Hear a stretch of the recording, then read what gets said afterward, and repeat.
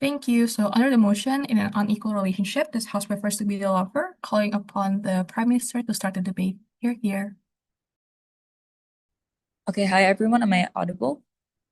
Yes. Okay. Hi everyone. My name is Lopian and I'll be the first speaker of the government side. If you have any POIs, just unmute yourself, and if I give a response, that means I'm accepting, but if I don't, that means I'm rejecting your POI. So without further ado, I'll begin my timer and begin my speech in 3, 2, 1. Panels. Being the lover in a relationship means that you're giving 100% in a relationship without having the burden to give any to receive anything back, because you are the giver, which means that you are much more happy in the relationship because there will be no pressure on you, and much more stress-free in the relationship because you don't expect anything, which means you will hold no grudge. While being the beloved, you get showered with love and time, but there is no expectation or pressure to give it back, but you feel like you have to give back, which puts pressure on you, and you feel guilty because you are unable to give that same attention back and be more reliant on your partner. Now, firstly, let's characterize the actors in this motion. Uh, the lover here, we can characterize their identity is based on giving love without expecting anything back. This shows that they're just as happy without that much reciprocation without the from the beloved, or when it does get reciprocated, they're ecstatic. Now, the beloved here, they're characterized as this closed off one in the relationship, whether it has anything to do with problems at work, school, family, or just they are as an individual. They can't express their affection as much as their partners.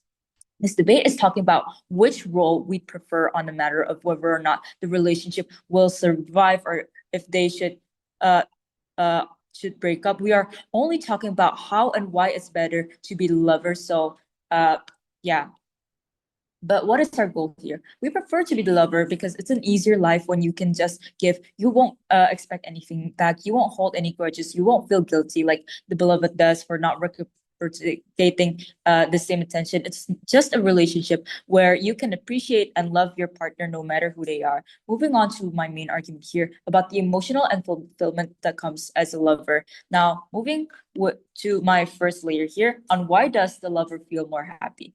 Note, in an average relationship, this type of tendency would probably lead to a breakup. We stay in this relationship because we as a lover knows the tendency of our partner to be less invested, to be more conservative or shy. But why does the lover feel more happy in this sense? Firstly, you feel a sense of identity in giving lots of love. Why? Because most proportionately, you are the one that is always texting the I love yous when your partner goes to work, the one asking, have you eaten? It's perfectly fine when you only receive a dry text, yes, but it's important because you receive the main identity in the relationship. Opposition cannot say that it won't be fully reciprocated. Reciprocated. Why? Because there's probably enough reason for you to feel obligated when your partner is trying hard to keep the relationship stable. But secondly, the satisfaction in seeing your partner open up. This is going to sound unintuitive, but when you see your partner start to talk to you more, text you more, and suddenly buy you flowers on Valentine's because of your efforts, there is a large satisfaction in seeing how they change. This makes us feel like your relationship is worth it to stay. But thirdly, you have more control within the relationship. What does that look like? Dinner plans, dates, what games you play. You feel a larger sense of agency when you can determine what direction you want to take within your day to day. But fourthly, you don't hold large expectation. But most importantly, whenever you hold this relationship, you already knew them from the start. You already knew how they would act. It's pretty intuitive to know that you would not expect much from your partner either way. You just want to stay with them or be happy, for example. This matters because an unequal relationship can't just be said to only be filled by silence. It's a necessity to understand that your partner is not as expressive or limited, and that in itself gives you your relationship a sense of meaning. But secondly, moving on to my second layer, the heavier burden under the beloved. Firstly, on emotional guilt. Naturally, people will feel some sort of guilt when they're given something so big, yet they're unable to give something in in return, even when maybe the beloved actually wants to show their affection, maybe and attention towards the lover. A few things can limit them, like maybe they're busy or is just naturally a distant and close person that doesn't really feel comfortable in expressing themselves. So while they do receive a lot of love and benefit from the lover, it is actually because of these that the beloved will most likely feel uneasy, guilty, and emotionally conflicted because they think they're not doing enough of what they are supposed to be doing in a relationship, which means that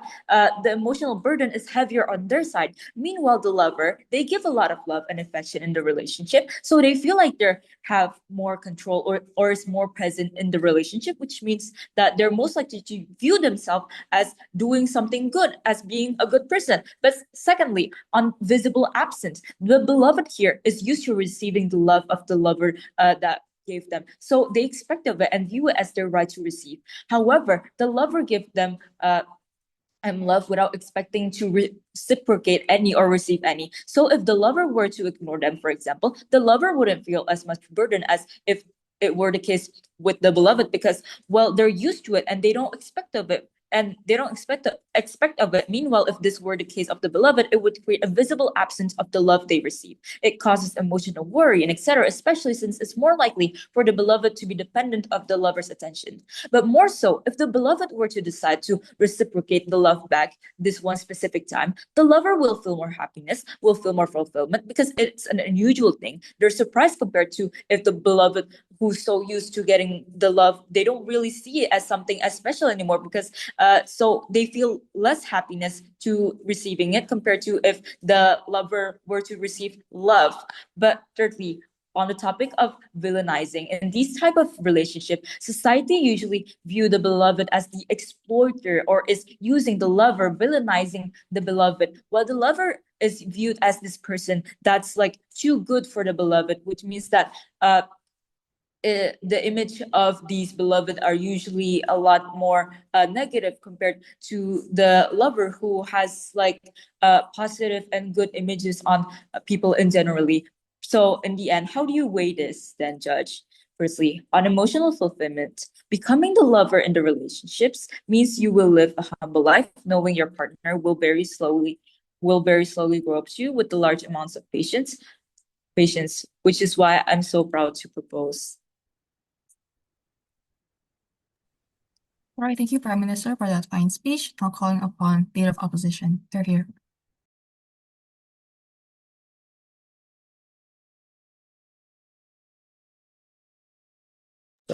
Let me set up my timer. I love this. Yeah. Okay. I would like to start my speech in 3, 2, 1. First of all, I would like to start with a song. You only need the light when it's burning low. You only miss the sun when it starts to snow. And you only know you love her when you let her go. Now, I want to actually start by actually disproving a lot of the points that the government said. One of their points, or one of the things that they actually want to place on the opposition side of the house, is to actually place the burden of guilt on the beloved. What they want to explain is that being the beloved will make you actually feel more guilty. But that is not true. Why? Being the lover, or by their definition, being the lover means giving 100% and not expecting any reciprocation. First of all, I will counteract that argument later, but this is 100% not realistic and wrong.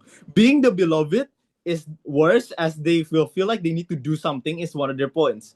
So the lover will be the one hurting the beloved then. Basically, being the lover makes it so that you're spreading your love bombing the beloved and you're making them feel bad.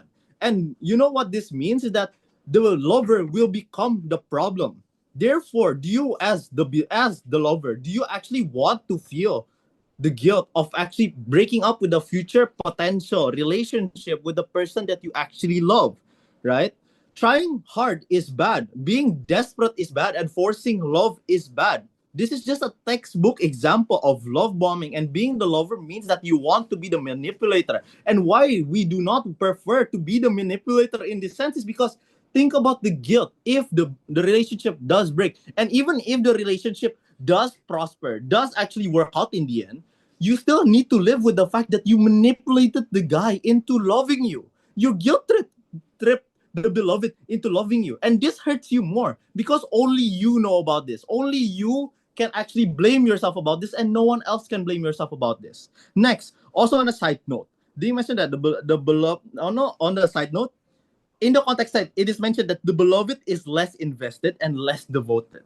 So the guilt is not actually as extreme or as large as they paint the picture. Yes, it does happen. We do concede that point. POI, Yes. why do you think they are less invested in the very first place? Okay, I will continue that in my points, but let me actually continue on first. Another thing that I want to mention why being a lover is bad is they mentioned, oh, we can take out, we go into real dates, we can play video games, we can travel. But once again, since the beloved is less interested overall, and I'll explain later, but the people actually, the lover who's actually inviting the beloved will most likely be the one paying in this scenario. Therefore, there's a heavier financial burden to being the lover, which is not preferably in most circumstances, especially in the status quo right now, because not everyone has a lot of disposable incomes. Next, another thing that they mentioned is that the beloved is usually seen as the villain, and that's bad. That's the thing. The status quo is not. The thing is that they want to mention the fact, oh, the beloved is just exploiting the love of the lover, but that is not true. The fact is that in a lot of cases, if we see in a lot of Twitter, a lot of things with especially grooming, it's just a lot of cases of love bombing. Being the lover in the circumstances nowadays is seeing more as the villain. It's not mutually exclusive on both sides, because yes, there are some people being seen as a villain for exploiting love, but the same goes for the lover actually manipulating the beloved into loving with them, which I've explained why it is bad to be the lover in the circumstances, because you have to live with that guilt. Next, being the lover is just the most inconvenient out of the two, because imagine you pour, like, let's take the best case scenario, you pour your entire heart and soul dedicated to someone, including your financial status, and yet he doesn't reciprocate anything back. That is just annoying. That is wrong. You will feel sad by that. It will hurt. Yet the fact is that because you love him so much that you're doing all of these things, that you're not even in a committed relationship, you're not even in marriage, you're just dating, and you're still trying to do all of these things towards a person that doesn't necessarily represent or necessarily that devoted to you as well. While he has the right to do so because it's not a committed relationship, it will hurt, unlike what the government side is trying to paint. As well as the fact that the lover is the selfish one. They will always expect their love to be reciprocated because of this feeling. The lover always chases the idea of love and not love themselves. As they mentioned, they want to go on dates. They want to go on, like, but the thing with love is that, what is love? Love is not something you show. Love is a feeling. Love is not, love is not an action. You don't need to give flowers every day to show someone love. You just need, some people enjoy the presence, just sitting down on a chair with someone else, and that is love. That means, what's to say that the beloved does not love the lover back? It's just the matter of how they show it and how actually invested they are into showing this love, essentially. And this is bad for the lover because, once again, this actually hurts the relationship overall, which, once again, if we want to take on the definition, which the beloved is less, more detached or less invested, it will hurt the lover more on this side. This also hurts the relationship long term and short term. Basically, the lover needs to be grounded in a relationship stance, in a lover and beloved scenario. The lover is trying to pull the beloved up. Is doing the heavy lifting. Is trying to pull him up. But in a realistic sense, it's just easier if you're the beloved and they come down to your level, or the beloved. Basically, what I'm trying to say is that the amount of effort that the lover puts in is not even necessarily guaranteed in a result, as well as the fact that the amount of effort they put in is disproportionate and it will make them feel worse, as well as the fact that there's a lot of chance of manipulation and stuff like that. Next, I want to actually dig deeper into, basically, because of this delusional idea of love that the lover has, that it actually does not allow for communication on both sides of the house. And once again, this hurts the lover more. Being the lover is worse in this scenario because you're the one that is actively trying to see communication in the first place, because you are the one that is trying to start up communication. But the fact is that you have this wrong idea of love, because that you're investing too much into a relationship that isn't necessarily paying off that much, and he has the right to do so morally because there's no committed relationship. It is entirely easier just to become the beloved, where you have someone showering you with love. Yes, and you don't have to experience the guilt because, once again, you are not invested. You do not need to do anything.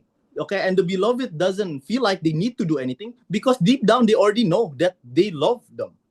They don't have to prove that, they don't have to show that. This entire scenario hurts the beloved the most.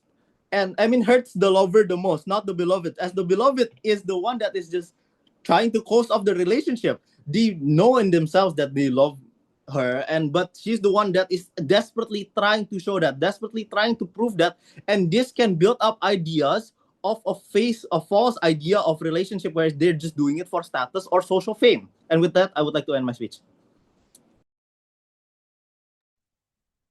Thank you, Leader of Opposition, for that fine speech. Now, calling upon the Deputy Prime Minister. You're here. Hello, am I audible? Yes. Okay, so my gender preference is female. My POI preference, if you were to just unmute and say POI, I may not have a POI session. Wait, let me set my timer. Okay. 3, 2, 1. Go.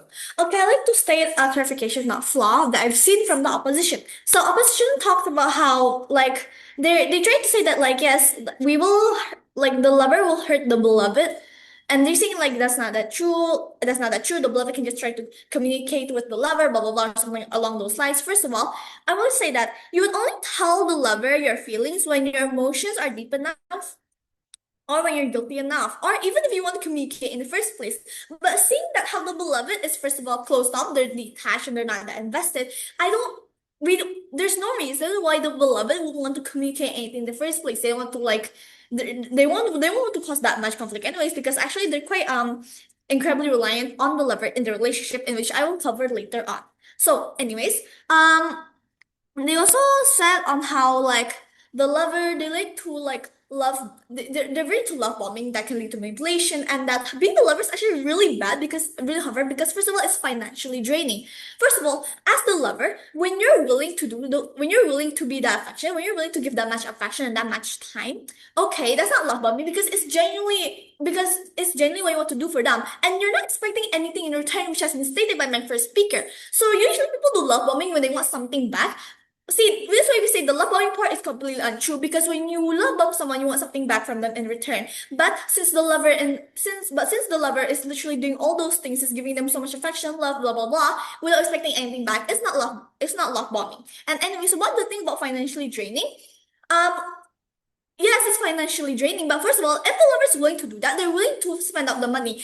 They're probably willing to save up the money to buy all of those things for their partner. So sure, even if it's financially draining and can like be quite like tiring to get like scrap up the money to give to their partner in the first place, it's still willing, and they still want to do it in the first place. Like they're still willing, even if it's financially draining. It's not like they're doing it against their will. They're doing it out of the kindness and out of the genuinity in their heart. So moving on. I also like to talk about, I think, a rebuttal. So I like to talk about the rebuttal on how the lover is selfish, and the lover is selfish, and opposition talk about how the lover is selfish because they always want their love to be reciprocated. First of all, our first speaker stated that the nature in this relationship is that the lover is going to give so much attention without receiving any. They already know the nature of it, so it means that the lover isn't expecting anything back. How is that selfish?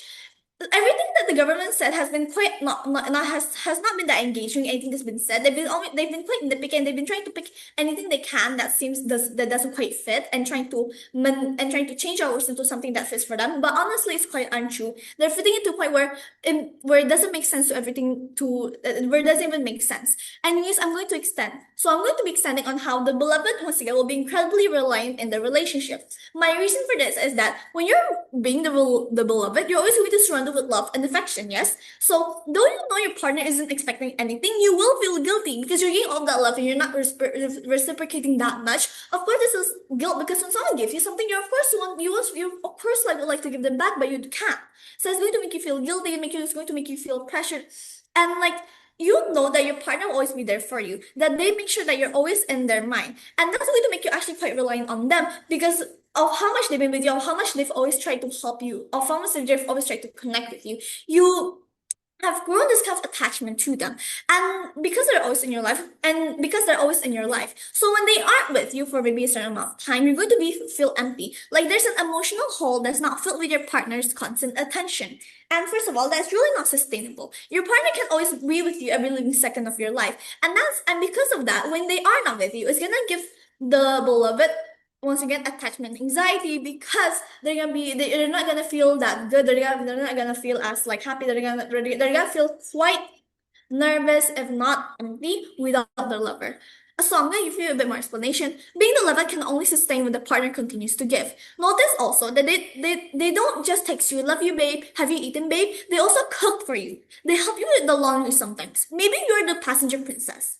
This matters because the ease allows you to do multiple other things like work and study, because you have a backup that will care for you. But moreover, you start to see it a bit as a habit, a new norm to you. But there's a problem.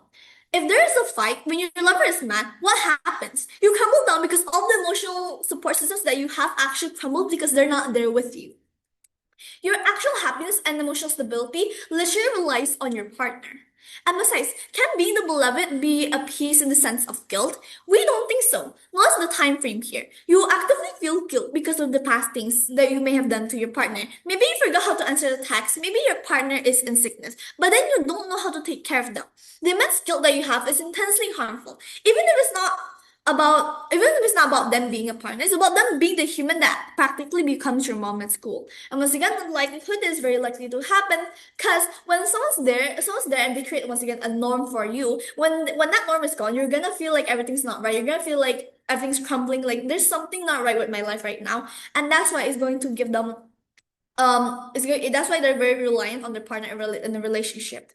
And for a matter of comparison, comparatively as the lover, you don't have any expectation of getting anything in return. And that's going to like build independence because they're used to doing things on their own. And by being the one who's the most invested. Meanwhile, when you're being the beloved, you're used to feel constant love by the lover. So when that love stops flowing, what will happen, huh? You'll feel emotionally conflicted. You feel like there's a huge gap just opened, like something big is missing and taken from you. Which means that under our side, we hold more independence both inside the relationship and outside the relationship. So if you were to weigh it all, we prefer being the lover because not only are you not expecting anything, not only are you expecting anything, you won't feel guilt and you won't be holding any grudges because once again, everything you do is on your own accord and everything you do is because you want to do it. It's not because you feel pressured to do it. And you'll know you'll be able to just be independent once again outside and inside the relationship. Which is why we say that being the lover is way better. We are proposition and we're proud to propose. Thank you. Thank you, EBM, for that fine speech. Now calling upon the LO. Here. Hello, I'm assuming I'm audible. Yes. All right. So, guys, setting my timer, starting my speech in 3, 2, 1. Panels. To summarize the debate today, we would like to give you a quote of a song, 2 songs basically. A song from Bruno Mars, I Can Buy You Some Flowers, and then from the response song from Miley, No, I Can Buy the Flowers Myself. This is how we close the debate.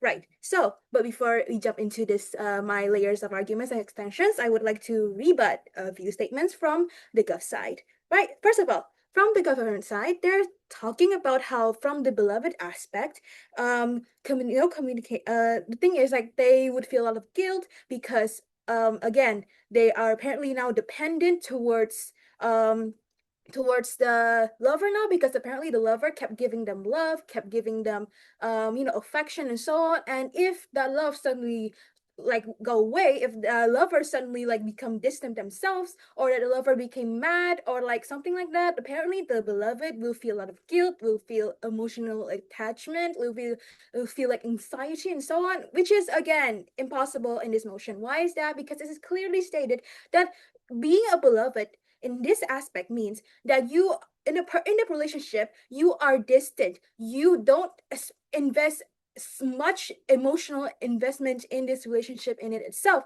So how could you feel that anxiety, that emotional attachment at the end of the day? How would you care what your lover will act around you if you're in the first place, you don't even like, you're not even investing in this relationship. You are distant. You don't care. So all the negative aspects they gave so far about how by being a beloved, you're gonna get, you're gonna get guilt, you're gonna be so sad, you're gonna be having all these mental problems. No, that is not true. And that stands false on their side because it is again impossible on this case.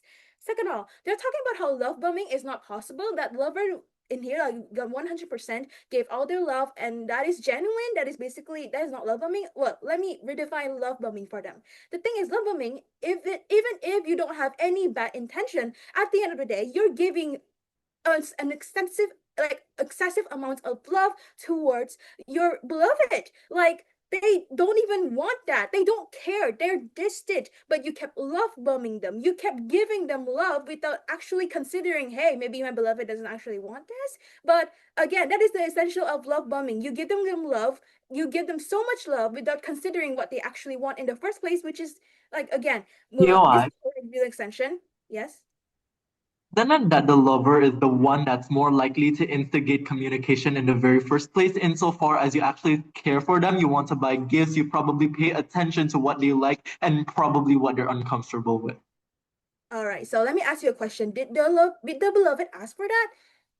Is the communication even happening in the first place? Because apparently, from all how you frame this, is that the lover would do anything, because apparently the beloved is an introverted person. They're quiet. They don't give us so much love. So the lover would do anything out of him to out of her or them to like give love, like without any consideration. Like, they did not ask apparently now, because you didn't frame it that way. That means there's no actual communication happening in this relationship in the very first place, which is why it's unhealthy. Now, third of all, they're talking about how financial, like, they're actually acknowledging that there's a financial burden here, because now according to their side, the lover gives everything 100%, right? They're taking their beloved on a date. They're give beloved gifts, like do give beloved something, like basically that is financial burden. Like, they're using their own money to give stuff, to give gifts to the beloved that the beloved didn't even ask in the first place. And the fact that they're also taking about saving up, that is the keyword here, saving up. So that is a financial burden. They had to save up to give a gift. That means they're putting this burden on themselves to give out money every single time just to get love from the beloved, who is again impossible because the beloved is distant in the very first place, which points out how being a lover is actually bad. It is actually worse, because the harm to ourselves is, again, we're pushing ourselves towards this financial burden in the very first place. And the fact that they're saying that the beloved will be dependent on the lover, because now again the lover gives all the love, and when they went away, the beloved again will feel dependent. They don't know what to do. But the thing is, let's take it this way. How about actually it's the lover that is dependent on the beloved, because again the beloved is distant, right? So the lover is actually more dependent on the lover, because the beloved, because they are actually actively chasing for they're chasing for the thrill of chasing the beloved. Like, that is their dependency. They're dependent on the beloved to not care. So they're dependent. They just want to give and give and give without actually considering anything else at the end of the day, which is again bad side on the lover. All right, moving on to my extension. We're gonna talk about the harm of actually being the lover. This is not all like what the government is saying, or like glorifying about how it is good to be a lover. We're actually bringing out how it is actually bad. First of all, of course, if the lover is actually genuine in their relationship, but there's still bad aspects such as, one, it creates insecurity, because reminder that the lover here, they 100% give all their love, they constantly give love, they're emotionally invested in this relationship 100%. But the thing is, again, the beloved is detached. Okay, so again, this is inconvenience, just like our first speaker stated. They spend so much energy, so much time, so much emotion, but there's no replication, there's no feedback from the beloved. So like they're just hanging on uncertainty. Like, they do not know, do they beloved actually love them or not? Because like they're confused. Like, okay, so I give so much love, I give so much my time, my effort, my money, but like at the end of the day, because the beloved is distant, they do not know what to do. They're uncertain. They're they're feel of an insecurity, and at the end of that, because of that, it will affect them emotionally in mental health as well, because now they're being trying to like lie to themselves. They're being delusional by saying like, oh no, probably my partner still loved me, but she loved me or he loved me in his own way. Like it's okay, even though he didn't say out loud, even though like I did not show anything. I know they love them, but in truth, it probably is not, because again, the beloved is distant. So they kept hurting themselves. They kept lying to themselves. Again, because of that, their mental health confidence is down now, because now they believe themselves that it is okay to be constantly degraded by constantly being ignored by their beloved. It is okay because it is love. They constantly lie to themselves about that. Even though that is like a very distorted version of love, and we do not want that happen on our side of the house, which is why we say we do not prefer to become the lover in the very first place. And we can talk about image between lover and beloved, which is extended on my third speaker. The thing is, lover actually had a bad more image, because again, this is correlated to like the love bombing, the grooming that my first speaker has already stated. Actually, they're talking about how lover doesn't have any bad image. No, actually, lover has bad image. They have already been constantly framed in that part, and now is why we're proud to oppose. Thank you. Thank you, DLO, for that fine speech. Just a friendly reminder to be aware of the time constraints, but calling upon government whip. Here. Okay, just checking if I'm audible. Yes. Okay, for any POI, please just unmute yourself. Done. Let me just organize my notes real quick.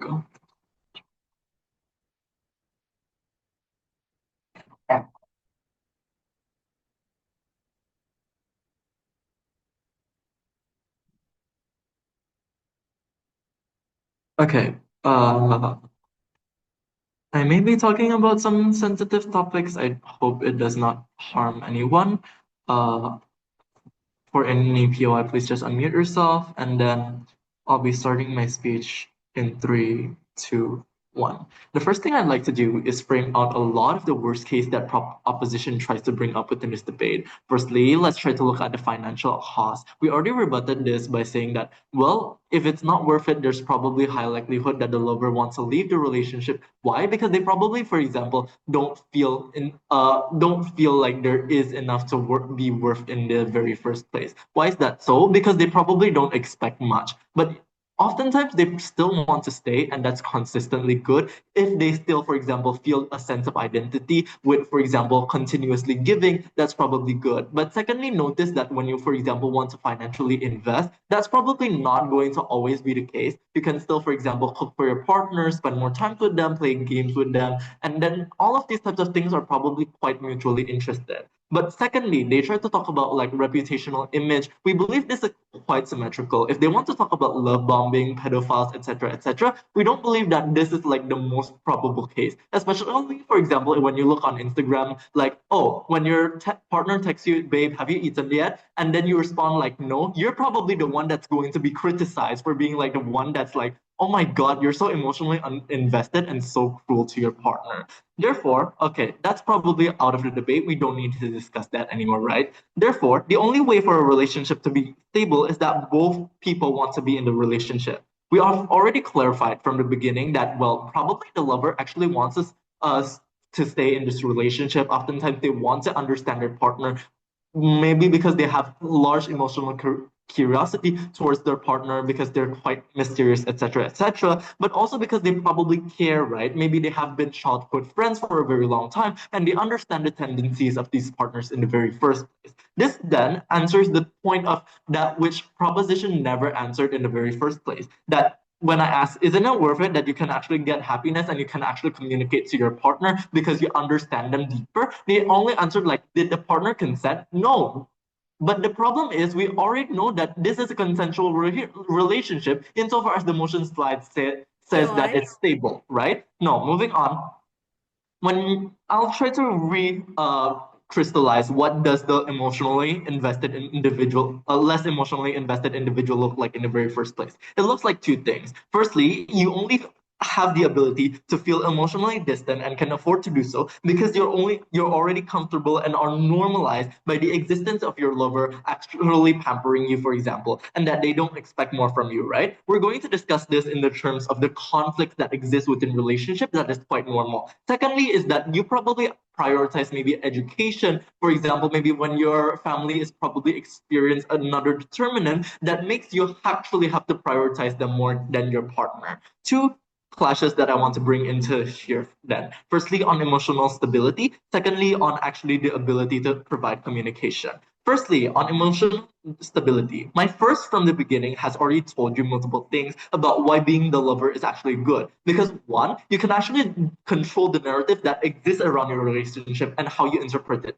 Even if on the outside it may look bad, you still feel more validated by it in itself. Why is that so? Because you don't expect much from the relationship and it's quite inherently stable from that point. But secondly, it's also the case that you, for example, when you don't expect much, when you give more, you feel like you're, for example, doing good for another person, even if you don't consider them as quote unquote your partner, like what opposition might try to say. But thirdly, it might be the case where you, for example, still feel satisfied at the end of the day because, well, when you see them feel guilty and they try to, for example, push more incremental growth because they want to achieve to join your point, you feel far more happy and you give them more because, well, it feels like the point of which you are investing into the relationship is so much more worth it. What they try to tell you? They try to tell you that, well, you would feel unhappy as an individual because you would actively be chasing them. We do not see how chasing another person that actually like they said, inhibitly cares for you is actually going to be a bad thing. When they try to say like less emotionally invested, but then they never gave any deeper characterization, we believe this is a very bad thing because insofar as you are not emotionally invested, why would you stay in the relationship in the very first place? When you're trying to, for example, bring up a shy guy, when you're trying to talk about a shy guy, they probably still want to be with this person at the end of the day because, well, they probably care for them, for example, but they cannot give it in other ways. That's what we frame as emotionally invested. That's why we believe that they're going to feel guilty. And if they cannot provide for that, for example, maybe buying a flower, but even reciprocating the chat that is quite simple is actually a bad thing, right? That's why under our side of the house, you as the lover, seeing your partner, for example, wanting to grow in that point, that's the very important thing that actually makes you want to stay in the relationship. But this is very much more important than in, for example, an average relationship. Why is that so? Because when you see like your partner who is usually like 0%, and then he makes like 5%, 10%, every single time you feel far more happy. But why is it that under the but also in the worst case scenario, when you don't feel unhappy as unhappy panel, when you're breaking up, because it's not going to be as bad because you're probably more accepting of the fact that maybe you already understand your partner, that you understand they're already uncomfortable. That's why you're willing to move on from that and apologize. What happens under their side of the house though? It's probably like you're not willing to communicate when you're, for example, like uncomfortable with the love bombing that actually happens under our side under the worst case scenario. Why is that so? Because you're, for example, already less emotionally invested. You probably don't want to talk about it. Maybe you're more shy, for example. That's why you, for example, don't want to do anything at the end of the day. And this type of thing continues until the end of your relationship. But then when they try to talk about, for example, let's try to finally engage on enough about communication, right? When we already told you about communication, is the fact that you as a partner probably want to look deeper in the passions of your partner. For example, when you're, for example, looking at them trying to invest more into their studies, trying to invest more into other things, we believe it's comparatively better when you're also understanding of them and it actually creates a better relationship dynamic. Under their side of the house, it just inherently creates large amounts of guilt that cannot escape you at the end of the day. But also, secondly, you have inherently less ability to communicate insofar as you, for example, feel less emotionally invested, for example, because, well, for example, you try to look at it at very shallow nuances. Meanwhile, your partner can control the entire narrative of the your relationship at the end of the day. Therefore, we are the side that can provide the best happiness when you become the lover. Please love more. Thank you. Thank you, Government Whip. for that fine speech. Now calling upon opposition whip. We're here. Am I audible? Yes. Okay, so my POI preference is do whatever you can to get my attention.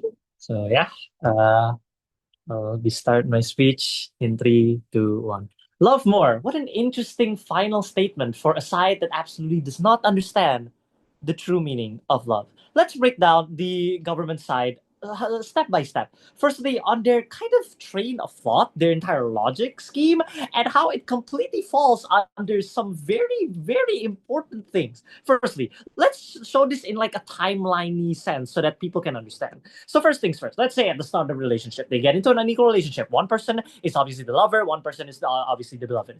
Their main problem also is about characterization. The fact that they're trying to say that the beloved will be less attached, but then they also have to kind of be attached so that the lover will stay in the relationship, but also the lover will stay in the relationship regardless because the lover will not have any expectation, but the lover will still be invested in the relationship. Therefore, if you are invested in the relationship, you need to have some sort of expectation, because what kind of investment are you making when you have no idea how it's going to go? Now, that's my main problem. But the second problem is the fact that after the start relationship, slowly but surely, we reach to the end of relationship where either it continues to grow or it ends. Let's pick up the latter first. When a relationship ends, the government is trying to portray that if you are the beloved, then that means you'll feel a void in your heart. Then therefore, that empty feeling, nobody's there to chat you 24/7. But then again, their characterization is that the beloved is busy with school, work, and other things. So, where is the time to reminisce that? And in fact, isn't the lover the one that's supposed to be more guilt-ridden? Because they're the one that commit all their time. So actually, when you actually put it in a schedule-like perspective, the beloved schedule is still full of their normal behavior, but the lover's schedule is suddenly gone because they don't have any schedule that correlates with the beloved anymore. And that is the point. As lovers, we kind of are screwed. Why? Because literally having to see your beloved stay on their phone while you're hanging out with them at a mall for 3 straight hours while you're trying to catch their attention is painful. And number two, simply not sustainable for the rest of your relationship. Why? Because as the lover, there is simply no world where you have zero expectation. The fact that the government is trying to characterize lovers as these people who just blindly give all their time and attention to people who they have no expectation of is not a relationship, it's a charity. And unfortunately, relationships are a charity because relationships are built on two people. And being the lover makes it so that, number one, the government's on saying the fact that you have more control over the relationship, you hold the relationship. Number one, that gives more burden to you because you are always the one instigating the relationship, and therefore it gives more pressure to you. It takes more time, takes more effort, and it takes and of course it has no guarantee that it'll work. And that's the issue. As beloved, we kind of get the gun to show if this relationship works or not. And that is purely on us. We get the choice. But as lovers, we wait. And that's the point. The government has actually been telling us as lovers to just wait. Eventually, they'll be guilt-ridden. They'll want to love us more. That is the textbook definition of manipulation. No matter what the government is trying to say, they are literally, by definition, manipulating them by love bombing them to make them feel a certain way. Obviously, if I keep on telling somebody that I love them, I give them lots of gifts, then they will be indeed affected unless they're completely emotionally unattached, but it's a relationship. So we have to be realistic. They will behave in a certain way. But then again, back to the context of love, what really is love? Because as lovers, when we do that, we don't love the person. We love the idea of that person. We love the thought of one day, this girl, my kisah, when ya, we love that idea. We love the feeling of being loved instead of actually loving. We as lovers will be misguided. We will inhale dubious amounts of copium to fuel our desire to be loved. And that is simply not sustainable because the other person will love in a different way. They are less emotionally invested, they are less emotionally attached, and therefore that's their way of loving. Simply responding once or twice a day, simply knowing that, yeah, I'm still here, like if you ever like need something. But that is their way of loving. And because we are lovers, we simply want them to get on our level. That is exactly what the government wants in expectation. They want the lovers to be bombarding these beloveds so that the beloved can therefore love them as much as they love the beloved, and therefore it will make the beloved dependent. That is literally not how a healthy relationship is supposed to be. The one person being completely dependent on the other, that is literally a slave master relationship, not a relationship built on love. That is a relationship built on the years of playing the long game, playing to want that person to change for us.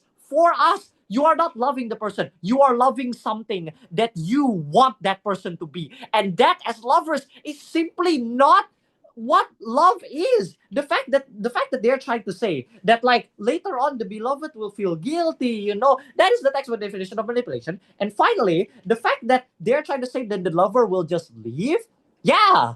But then again, once I said the lover leaving the relationship, being broken up, is significantly worse. Countless nights of crying, of reminiscing of everything they did, of constantly regretting all the things they've done for that other person. You cannot simply get that away. As the beloved, your schedule is full with school, with work. You can simply forget about it. Yeah, okay, you have nobody else to like bluff bomb you, but again, you are not as emotionally attached. You don't view that love in the same regard as the lover. So as the lover, again, you are just screwed. You get the short end of the stick. The fact is, they're trying to portray love as something that needs to be like this fantastical, that at the end of the day, happy ending. But that's not. On the off chance that on our worst case scenario, that we as the beloved don't get that same love, doesn't matter. Because once again, we don't view that love as something necessary, because all our schedule is taken up by something else. It's not our priority. We're not as invested. And therefore, no, it's already 6 minutes, Oh, man. sorry. Yeah, sorry, my bad. Yeah, but the fact that they're trying to say that the lover is stress free when they are carrying the relationship, expecting everything, having to do everything, having to go to their house, having to go to every single event of their lives so that they can hopefully change. That is a burden I would never want to hold again. 12 years, 13 years, 14 years, 15 years. How long does the government want these lovers to play the long game? How long will love continue to be violated? Thank you. Thank you, Opposition Whip, for that fine speech. I'm calling upon Opposition Reply. Here. Hello, I'm assuming I'm audible. All right. Yes. Thank you. Starting my speech in 3, 2, 1. Panels, throughout this debate, we can already see how it is already set in stone that, of course, opposition will win this case.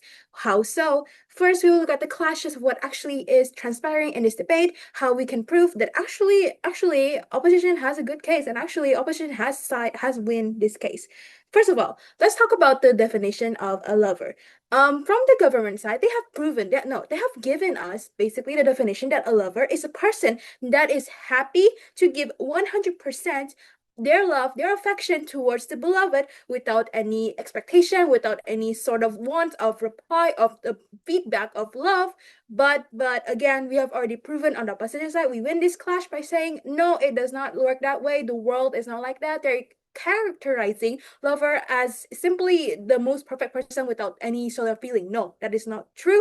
We have already proven that the lover is a person who constantly gives love, who constantly gives love, give affection, but they are actually deep down also wanted the affection back in return. It has already been explained by us the fact that why lovers are willing to give 100% of their love is because they're playing the long game. They're in love with the idea that one day the beloved will fall in love with them. We want to marry them. We want to have a family with them. That is expectation. Expectation always happens. And for that, the government side fails to characterize lovers, and that's why we win on this clash. Second clash about the fact that the government kept trying to convince us that being the beloved is a short end of the stick, because now you are getting you're getting love, you are getting dependent on the lover, and if the lover leave, the beloved will feel a sense of loss, the sense of voidness, the sense of like, oh no, my lover is leaving me, there's no love bombing now, what should I do? No, the beloved does not care, again, because in the characterization of the beloved, they are not as emotionally invested in this relationship as the lover is. They are distant. They have their own schedule of life. They have work, they have school, they have friends, other friends, they have all sorts of like activities in their life, because they are not as emotionally invested in this relationship. So if they, let's say they broke up, our side already explained the fact that, well, then they just leave. They would just be normal at the end of the day. But it is the short end of the stick for this lover, because we have already explained how the lover has spent most of his time, if not all of his time, trying to gain the love, trying to gain the expectation of love, trying to give love towards the beloved. But if they broke up, then the lover will suffer and emotionally, because now they had to think of everything they did. Maybe they would also regret everything they did towards the beloved. And because of that, we win this case by saying no, the lover is not the one who is independent. Actually, the lover is the one that is dependent, and on that is all. Now, third of all, on the third clash is the fact that the emotional guilt from the beloved. They're saying that again, the beloved will feel guilty because they don't know what to do. They're getting all this love from the lover. They felt guilty. They want to reply to give feedback, but again, that is already been proven on our side that no, it is not possible, because again, it is characterized that the beloved does not care.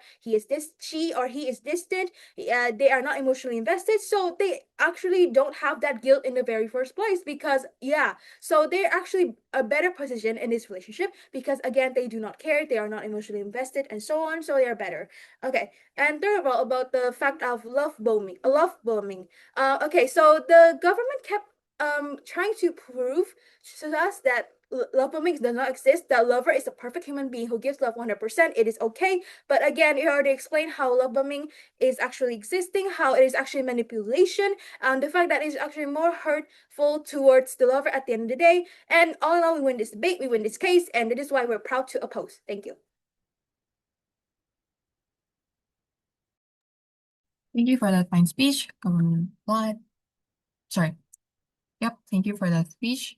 Calling upon government reply. You're here.